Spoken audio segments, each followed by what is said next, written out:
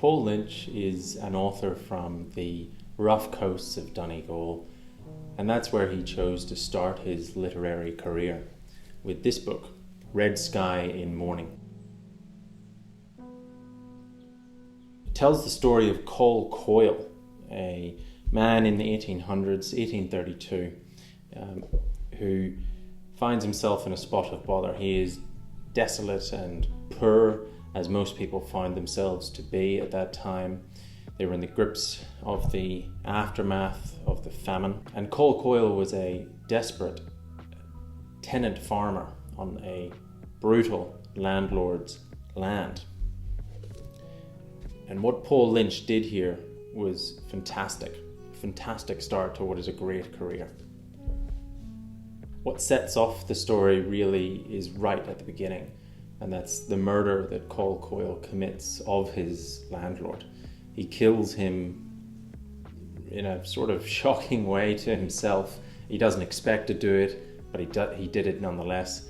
And the book follows him grappling with the aftermath.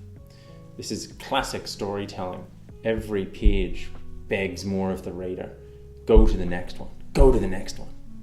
And what you're rewarded with on those pages is some of the most beautiful lyrical prose of any working author in the modern day. I cannot think of a single comparator for Paul Lynch at this stage.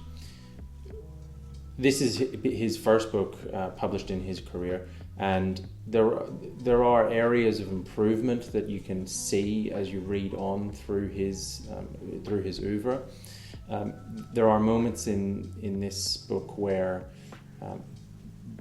the style is somewhat laboured, and I'll turn to those, I'll get to those in a moment. But that really is just the veneer over what is in substance a fantastic, gripping story.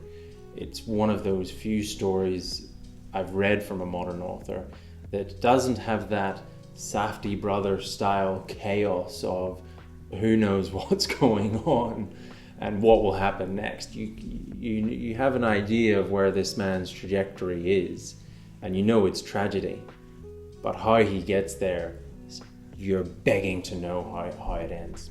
And so to give you a flavour of the lyrical genius that is Paul Lynch, and also just how thrusted into this story the reader is, right from the beginning on page 13, the inciting incident, I hate that phrase, the inciting incident nonetheless, occurs. Hamilton, the landlord, looks at Coyle wide-eyed and then a sneer on his lips.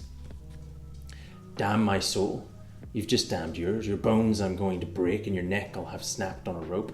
And I'll take your wife and cut the child out of her and fill her with my own seed, and I'll take that other snotty scrag you call a child and bag it from a bridge, and you can all go to hell. Coyle's head clouded and his world interior closed to darkness, and his hand bouldered.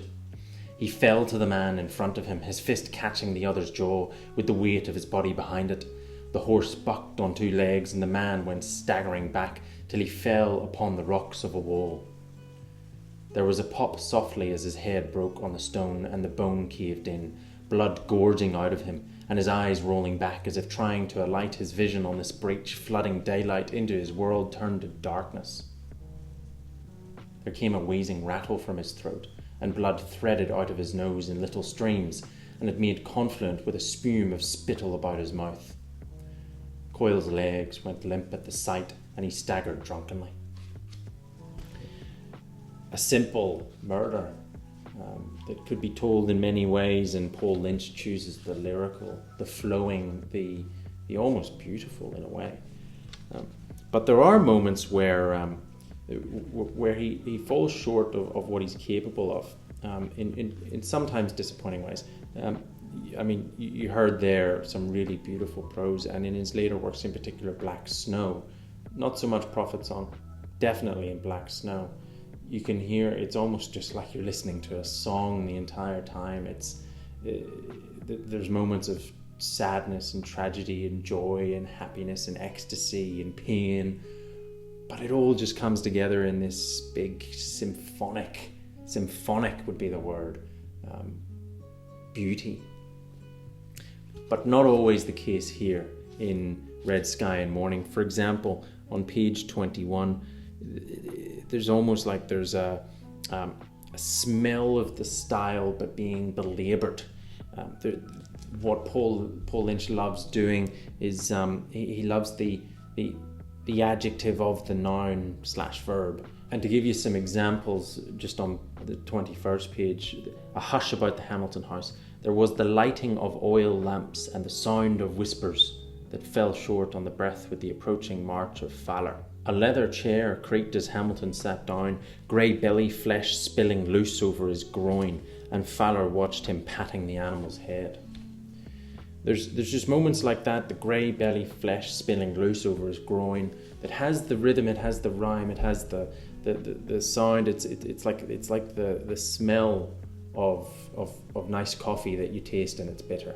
There's something just missing there that was ever present in his later works. And one thing that it's hard to find specific examples of at a line level that falls short, I think, in this work is that the descriptions, while beautiful, absolutely beautiful, they certainly convey more than than a photo can or a painting can. There's a certain emotion that language can convey that, while a picture paints 1,000 words, a word can paint 1,000 emotions, and he really does that beautifully. But what I found in this is that it just doesn't quite move the story along, or doesn't relate as much to what the characters are feeling in that moment as it does in his later works, like Black and Black Snow. Not to beat a dead horse or anything, but there's something missing here that was really present in the later stuff. And I really don't want to give away anything about the story, but it truly is a beautiful sort of depiction of what it was that tenant farmers really faced. They faced an oppressive force that was insidious in its ability to get the locals on its side as enforcers. And we see here enforcers from the local stock who, although they no longer have a landlord, their landlord has been murdered, nonetheless have been insidiously brought into the fold of what it is that those people did to oppress the locals, and going to any lengths, literally to the end of the world at the time, the other end of the world, to enforce the will of those oppressing British colonial so-and-sos. It's a desperate story, it's a tragic story, it's a beautiful story. It's something that I don't often find myself reading, which is something where the plot is the most of it.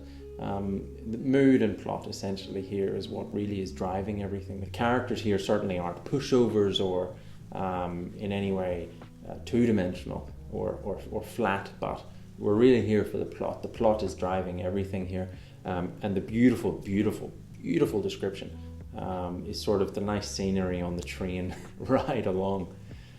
But all in all, I'd give Red Sky and Morning a 3.5 out of 5 if I have to give it a number. I'd recommend it to anyone. I'd recommend Paul Lynch's work to anyone, but there's certainly better works of his out there. So thanks for watching.